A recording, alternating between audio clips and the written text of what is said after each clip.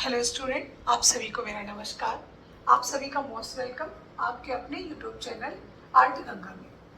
विद्यार्थियों, आज की क्लास में हम आपको राकाको शैली, जो कि यूरोपीय कला के अंतर्गत आती है, आधुनिक कला के अंतर्गत आती है, आधुनिक समय के अंतर्गत आती है, उसको हम इस क्लास में पढ़ाने चल रहे हैं।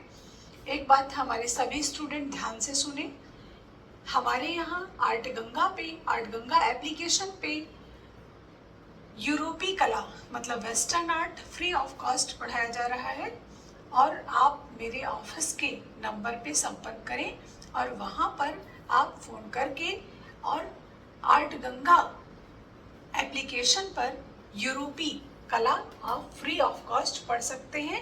अभी हमारे यहाँ 2 ही क्लासेस इसकी निकली हुई है और ये सभी क्लासेस जो भी यूरोपीय कला में पढ़ाऊंगी, ये सभी क्लासेस लाइव होंगी, इसका कोई शुल्क नहीं है, आप इसको पढ़ सकते हैं। ये शैली बहुत महत्वपूर्ण नहीं है, लेकिन एकाध प्रश्न कभी आ जाते हैं, जैसे हम आपको इसका उदाहरण भी दिखाने चल रहे हैं। आप इसका उदाहरण देखिए ध्यान से। ये क्वेश्चन अभी हाल ही की परीक्षा में, जो कि आपका उत्तराखंड में हुआ है परीक्षा, उस परीक्षा में आया हुआ है कि निम्नलिखित में से कौन सी कला मध्यकालीन यूरोपीय कला के अंतर्गत नहीं आती है। तो मध्यकालीन यूरोपीय कला के अंतर्गत नहीं आती है, ये प्रश्न आया था। ऑप्शन में था राकाको कला, बाइजेंटाइन कला, रोमनस्क कला और गोथिक कला।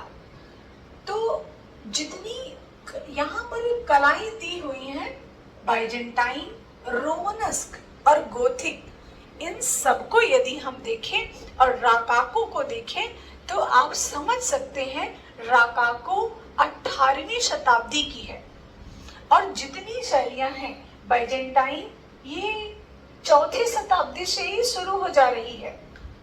रोमनस्क 11वीं शताब्दी की है, गोथिक 12वीं शताब्दी की। तो आप देख पा रहे हैं इसमें प्रश्न ये कह रहा है कि मध्यकालीन यूरोपीय कला के अंतर्गत नहीं आती है। ये हमारे इंडियन आर्ट में भी ऐसी शैलियां हैं जो मध्यकालीन कला के अंतर्गत आती हैं और नहीं आती हैं, दोनों हैं, और यूरोपीय में भी है। तो यहाँ से हमने आपको एक चीज बताई हुई है कि बहुत ज्यादा किसमें पढ़ना है और किसमें कम पढ़ना है, इसका जरूर ध्यान रखें। तो राकाको शैली से बहुत प्रश्न नहीं आने हैं, लेकिन कुछ उसकी विशेषताएं हैं और उससे संबंधित कुछ चित्रकार हैं। बस इतना हम पढ़ लेते हैं, उतने से ही हमारा काम बन जाता है और बहुत ही नॉर्मल प्रश्न था। तो मध्यकालीन कला के अंतर्गत राकाको नहीं आएगा आपका, जिसको हम रोकोको कहते हैं, नहीं आएगा।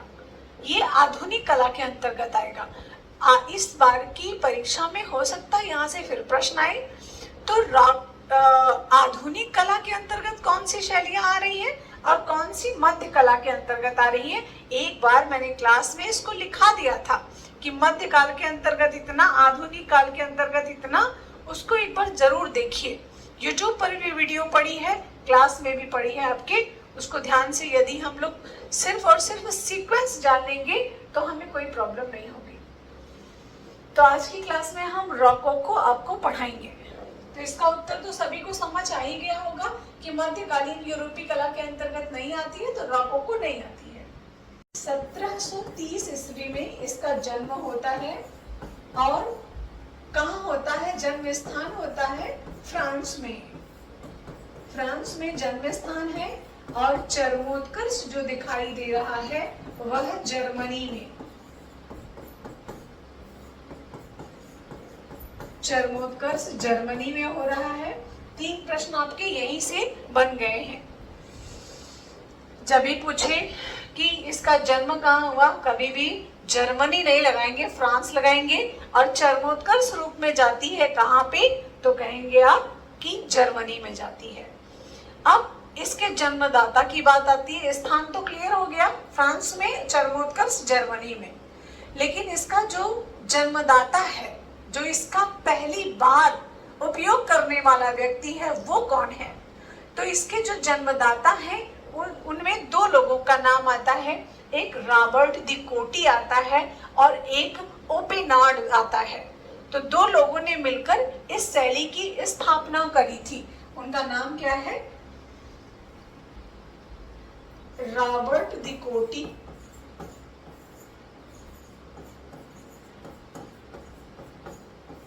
एक तो ये हो गए और दूसरे हो गए ओपेनार्ड।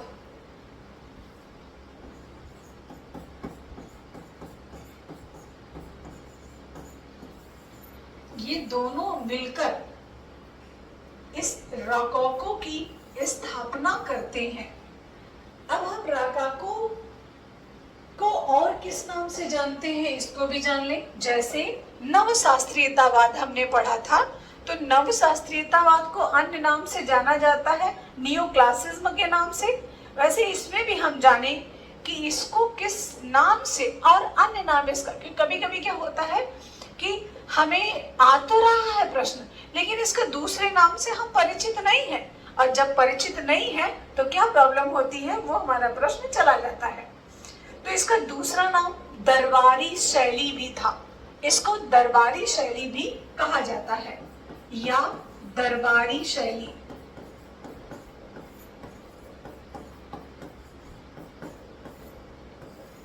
ये इसका नाम है।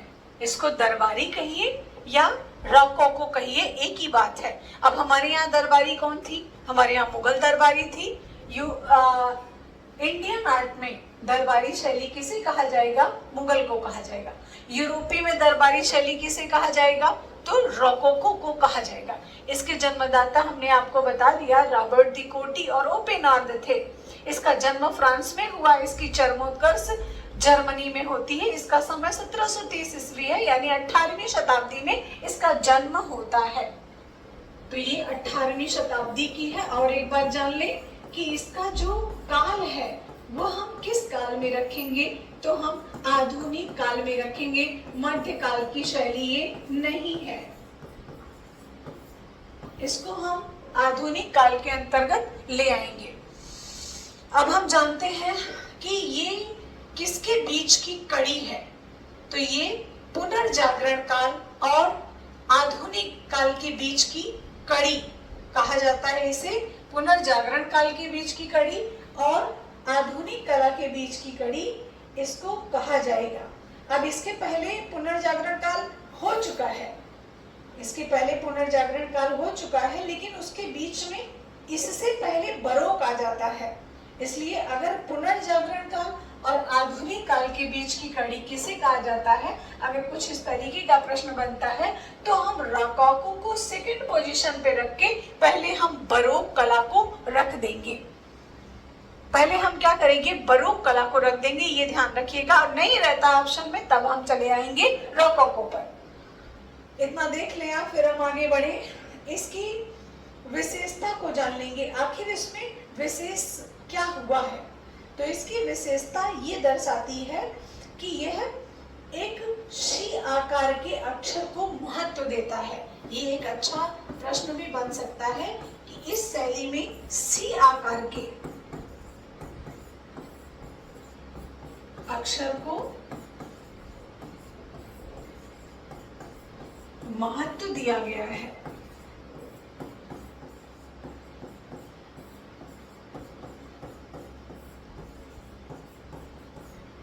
इसमें सी आकार के अक्षरों को महत्व दिया गया है। और सबसे बड़ी बात तो ये है कि हम रॉकोको पढ़ तो रहे हैं, लेकिन ये किस कला के अंतर्गत आएगा? इस रॉकोको में किस कला को ज्यादा प्रायोरिटी दी गई है, ये भी जानना जरूरी है। तो रॉकोको में किस कला को ज्यादा प्रायोरिटी के तौर पे काम किया गया है, ये जान लें। इस रॉकोको में वास्तुकला पे ज्यादा फोकस किया गया है। क्या ऐसा नहीं है कि चित्रकला पे ध्यान नहीं दिया गया, मूर्ति कला पे ध्यान नहीं दिया गया? ऐसा नहीं है। फिर भी इसकी जो मेन पॉइंट ऑफ व्यू है रॉकोको का, वह वास्तुकला है। वह क्या है? वास्तुकला पर इस पर विशेष फोकस किया गया है, विशेष ध्यान दिया गया है।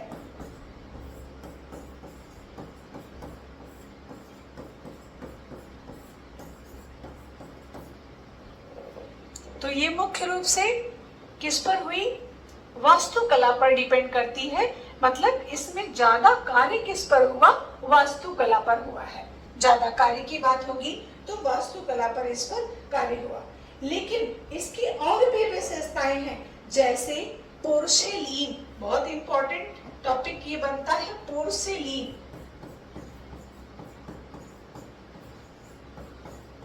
पोर्सेलीन पर कार्य हुआ है, कैप्रिको पर कार्य हुआ है।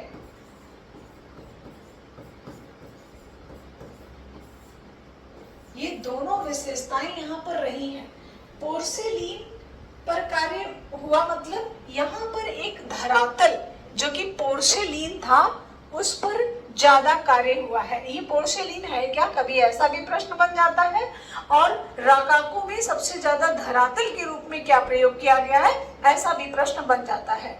तो पोर्सेलीन जो है वो एक पत्थर है और एक सॉफ्ट पत्थर है, और इसका जो जन्म होता है वो चीन में होता है। तो एक नॉर्मल सा प्रश्न भी बन सकता है, पोर्सेलीन कहाँ से आयातित होता है? तो चीन से आयातित होता है। और दूसरा प्रश्न यहाँ पर ये बनता है कि पोर्सेलीन है क्या? तो पोर्सेलीन एक मुलायम सॉफ्ट पत्थर है, मुलायम स्टोन है ये।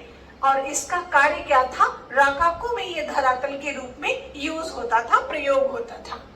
तो पोर्सेलीन क्या है? एक चीन का एक मुलायम पत्थर है।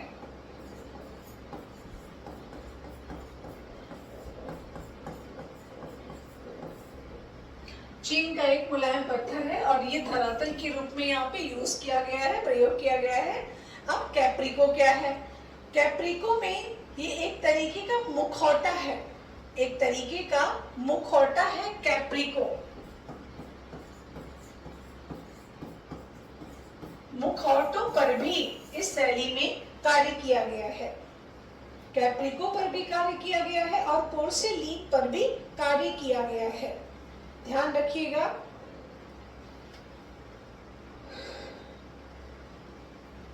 इस पर वास्तुकला पर ज्यादा ध्यान दिया गया है। और इसमें जो ये बार बार राकाकू आ रहा है, इसका मतलब समझ लेते हैं राकाकू है क्या। तो राकाकू रॉक वर्क है। सीधा सीधा इसका मतलब ये समझिएगा कि राकाकू है क्या। तो राकाकू जो है वो रॉक वर्क है। रॉक मतलब पत्थर पर कार्य किया गया है इस पर। बात समझ में आ रही है? राकाकू का जो अर्थ निकाला गया वो यही है कि रॉक वर्क मतलब पत्थर पर कार्य किया गया राकाकू में। इसीलिए तो पोर्सेलीन का प्रयोग हो रहा है, यहाँ पे कैप्रिको का प्रयोग हो रहा है, इसीलिए हो रहा है। तो ये राकाकू का जो अर्थ है शाब्दिक वो है रॉक वर्क है। और इसका फ्रांसीसी भाषा में जब अनुवाद किया गया तो इससे एक शब्द निकल कर आया रेकामी। रेकामी का अर्थ होता है टेढ़ी मेढ़ी रेखाएं। जो फ्रांसीसी राकाकू का जो फ्रांसीसी भाषा है,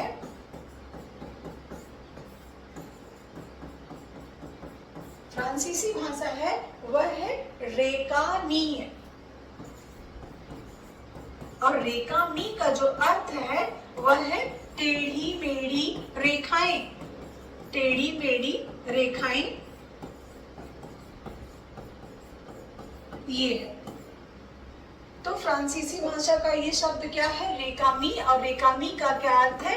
टेढ़ी मेढ़ी रेखाएं। तो आपको समझ आ गया होगा कि इसमें बहुत ज्यादा रेखाएं सुंदर नहीं है। और राकाकू शैली बरोक और आधुनिक कला के बीच में आता है। बरोक और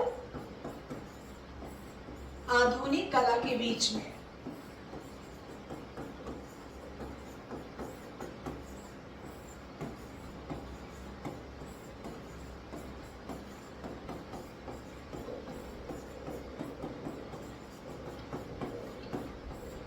बारोक और आधुनिक कला के बीच में ये रोकोको आता है, ये भी अच्छा प्रश्न बन सकता है।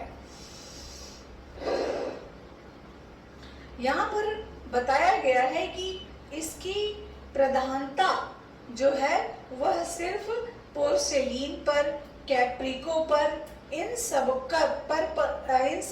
पर कार्य किया जाता है। यहाँ पे इसका यही बताया गया है यहाँ पे कि रोकोको पर जो कार्य किया गया है उसमें सिर्फ और सिर्फ दो चीजों पर विशेष फोकस किया गया, पोर्सेलीन और कैप्रिको पर। रोकोको में कुछ विशेषताएं रही, जैसे टेढ़ी मेढ़ी रेखाएं रही, पत्थर रहा है, और इन्होंने शास्त्रीयतावाद से हटकर कार्य किया है। शास्त्रीयतावाद से हटकर कार्य किया।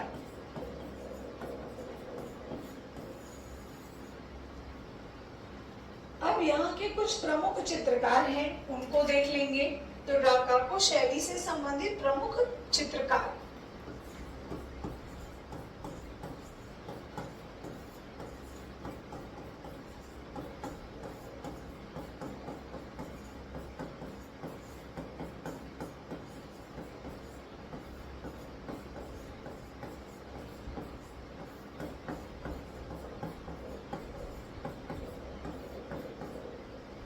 रोकोको शैली से संबंधित प्रमुख चित्रकारों में अभी तो दो लोगों को तो आप जान ही चुके हैं, रॉबर्ट डेलोने और फ्रेगोनार्ड। अब और हैं आगे बातो,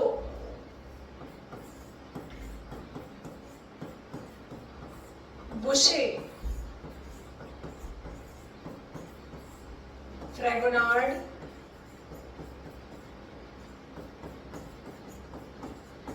बातो, बुशे, फ्रेगोनार्ड, टिपियोलो, पाइसिरेना।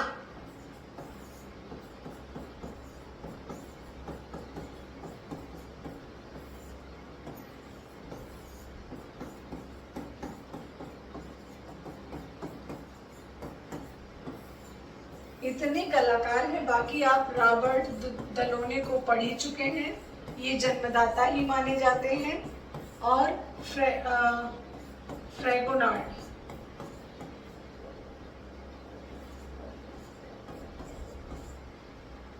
रॉबर्ट दिकोटी, सॉरी,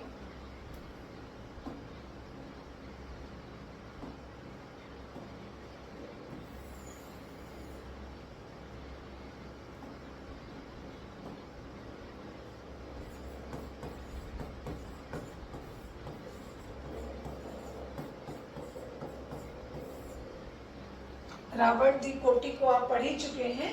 और एक इससे संबंधित एक और चित्रकार थे, रॉबर्ट दी कोटी और ओपेनार्ड।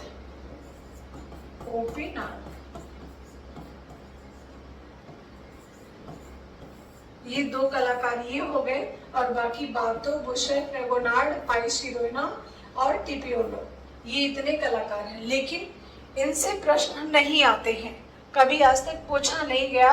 लेकिन हाँ, बातो किससे संबंधित है, बुशे किससे संबंधित है, फ्रेगोनार्ड किससे संबंधित है, ये प्रश्न आते हैं। और बाकी रोकोको की विशेषता, सी आकार के अक्षरों का प्रयोग वास्तुकला के लिए प्रमुखता से जानी गई। और रॉबर्ट दी कोटी और ओपेनार्ड इसके जन्मदाता। फ्रांस में जन्म होता है, जर्मनी में चरमोत्कर्ष होता है। 1730 में जन्म लेती है, 18वीं शताब्दी से 19वीं शताब्दी तक ये चलती है, और इसका चरमोत्कर्ष लगभग 1750 ईस्वी में हो जाता है। ये इतना आपको लर्न करना है। इसकी विशेषताएं कुछ हैं जो कि हमने आपको बता दी। टेढ़ी मेढ़ी रेखाओं का प्रयोग है, वास्तुकला के लिए प्रमुखता से जानी गई है। पोर्सेलीन और कैप्रिको का प्रयोग किया गया है। इतना ही आप यहाँ पर जाने, और इससे संबंधित कलाकारों को बिल्कुल भी पढ़ना नहीं है, प्रश्न यहाँ से नहीं आते हैं। अच्छा, कभी कभी हमारे मन में एक प्रश्न उठता है कि ये प्रश्न टीजीटी में ही नहीं आते हैं कि और भी कहीं नहीं आते हैं। तो हम आपको यकीन दिलाना चाहते हैं कि ये प्रश्न ना तो टीजीटी में तो सवाल ही नहीं बनता है, और प्रवक्ता में कुछ चांसेस होते हैं, लेकिन ये इतनी महत्वपूर्ण शैली नहीं है, इतनी महत्वपूर्ण वाद्य नहीं है, इतनी महत्वपूर्ण कला नहीं है कि यहाँ से प्रश्न आ सके। महत्वपूर्णता में आपने हमेशा देखा होगा कि पुनर्जागरण से संबंधित अभिव्यंजनावाद से संबंधित, अभिव्यक्तिवाद से संबंधित, प्रभाववाद से संबंधित, ये ज्यादातर यहाँ से प्रश्न आते ही आते हैं। तो आज की क्लास में इतना ही। नेक्स्ट क्लास हम आपको कल पढ़ाएंगे और आपको बताएंगे कि इसके बाद वाली शैली हमें रकाको, फिर नवशास्त्रीयतावाद, इसके बाद जो शैली आती है उसको पढ़ाएंगे। थैंक यू सो मच, सभी को नमस्कार।